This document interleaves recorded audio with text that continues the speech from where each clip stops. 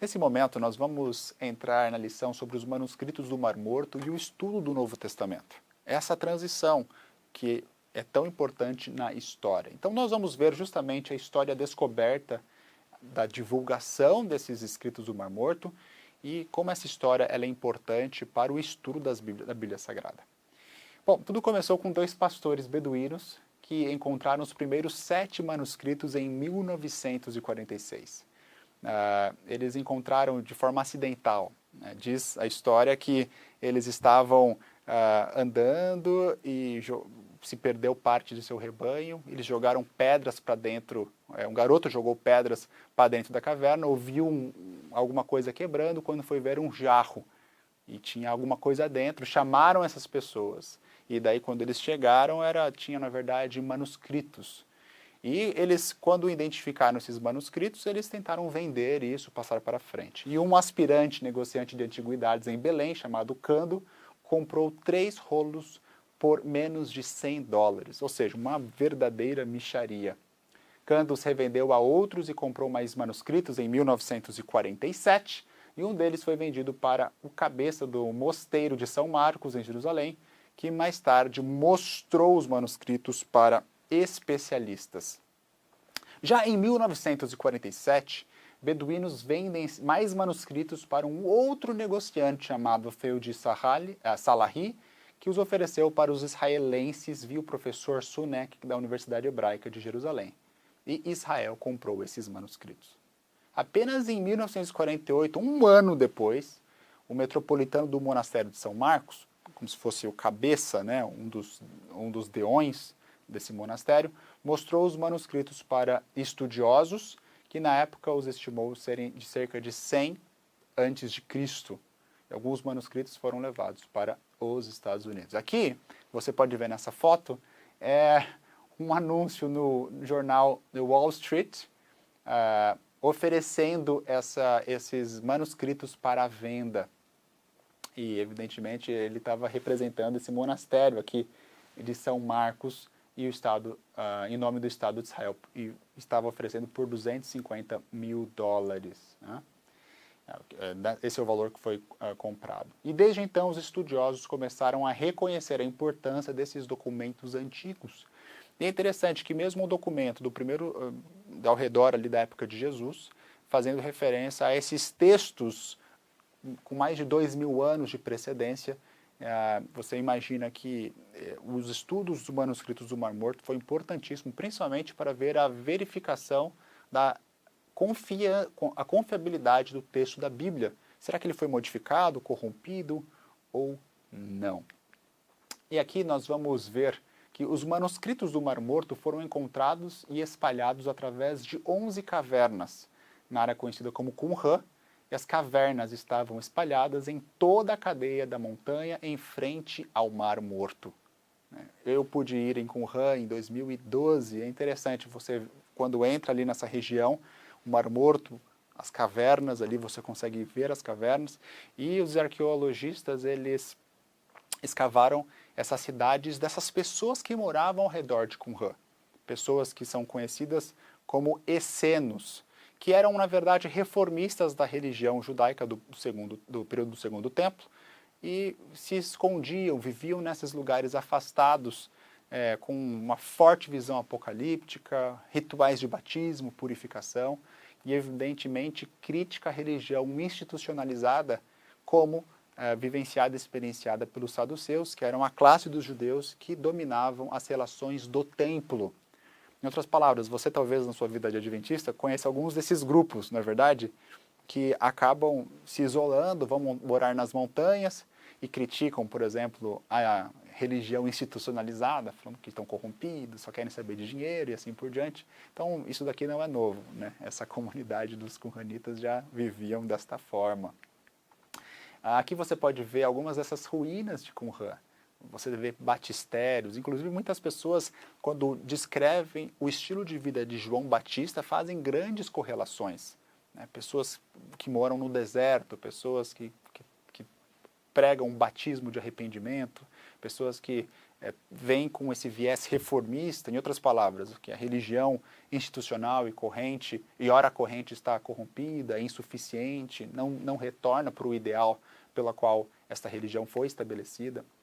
Mas agora nós devemos nos perguntar que tipos de manuscritos foram achados em Qumran. E a palavra rolo pode ser ardilosa, pois alguns manuscritos encontrados estavam em boa forma, mas a maioria foram divididos em milhares de pequenos fragmentos, eram restos, literalmente, né? Isso fez com que o processo de catalogação, a reconstrução, fosse um processo extremamente demorado. Agora nós vamos ver 4 tipos e categorias desses manuscritos do Mar Morto que foram encontrados nas cavernas de Qumran. E nós vamos ver que esses 4 tipos, eles são os fragmentos bíblicos, vários rolos com fragmentos bíblicos. E é interessante você comparar esses fragmentos bíblicos com outros tipos de texto para ver se mudou ou não mudou. Fragmentos extra-bíblicos, documentos sectários e outros tipos de texto. O que a gente aprende deste achado? O que a gente aprende? Bom, a primeira lição que nós aprendemos é que o judaísmo, neste período onde os qumranitas ou essenos viviam, não era um judaísmo monolítico. Então não havia um judaísmo, existiram judaísmos no plural, né? E eles estavam em desarmonia. Muitas formas de judaísmos eram muito parecidas com as ideias de Jesus e seus discípulos, expressas nas escrituras cristãs. Então nós temos, por exemplo, alguns movimentos judaicos que o historiador Joséfos descreve, ou filosofias judaicas, como ele diz, que, por exemplo, eles giravam ao redor da lei, por exemplo, os fariseus. E tinham ideias muito características em relação à ressurreição, anjos, vida, ética, né, legislação, como reinterpretar a própria Torá, que é a lei, o ensinamento. Nós tínhamos, por exemplo, outra escola, judaísmo, como vocês podem ver, que era o judaísmo dos saduceus, que era a classe dos políticos do templo, as pessoas que cuidavam ali dos rituais e assim por diante.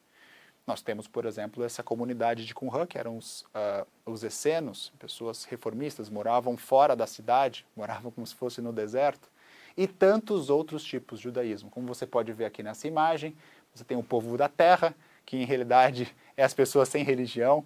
Eu estava numa palestra um tempo atrás de um sociólogo da religião e ele estava mencionando, né, que em realidade a grande maior parte dos muçulmanos, dos hinduístas e dos cristãos, na verdade, eles, por serem apenas, ter essa religião de forma cultural, eles são apenas pessoas, são pessoas da terra, simples, né?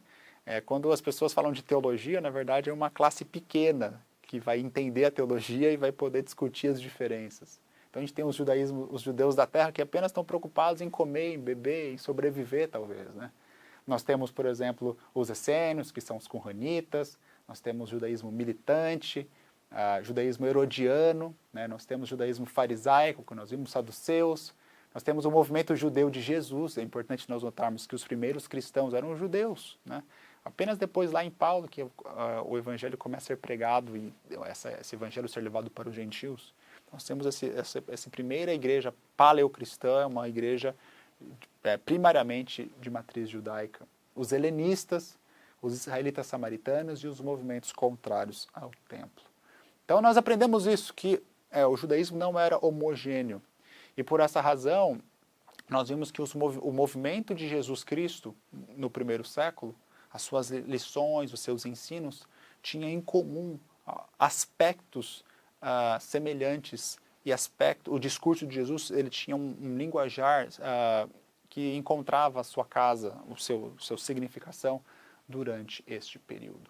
Por exemplo, olha só uma interpretação aqui de um dos fragmentos de Qumran. Eu vou ler com você, tá bom? Está em Pesher 1, e aqui eu vou explicar já esse código.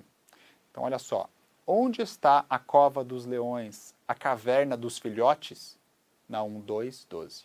A interpretação da frase refere-se a Jerusalém, que havia se tornado antro de ímpios gentios. A passagem fala de Demétrio, rei da Grécia, que tentou entrar em Jerusalém aconselhado pelos procuradores de coisas fáceis. ou seja, judeus rebeldes, mas Deus não permitiu que Jerusalém passasse ao poder dos reis da Grécia. Então veja, aqui você está vendo uma crítica a Jerusalém, que é a cidade de Davi, você lembra disso em Samuel 7, né? Ele faz de Jerusalém a sua cidade. E aqui ele chama essa cidade desses nomes ruins, né? Antro de ímpios gentios e assim por diante. Ou seja, é um ataque à capital da religião institucional, né? A gente vê aspectos semelhantes nos evangelhos, né? Jerusalém, Jesus chorando por Jerusalém, uma cidade que rejeitou seus profetas e assim por diante. Isso se encontra em Naum, é uma interpretação de Naum.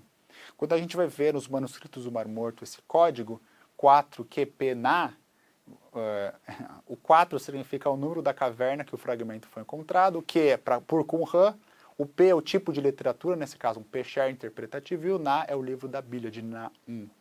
E dessa forma nós vimos alguns detalhes interessantes sobre a descoberta dos manuscritos do Mar Morto, uma descoberta tão importante que atesta a fidelidade da Bíblia e atesta esse começo da igreja cristã e os textos sagrados que foram encontrados do próprio Antigo Testamento são textos que foram preservados e foram utilizados de uma forma interessante pela religião institucional, mas também por essas comunidades que se reuniam nesses lugares retirados no deserto próximo a Jerusalém. Obrigado.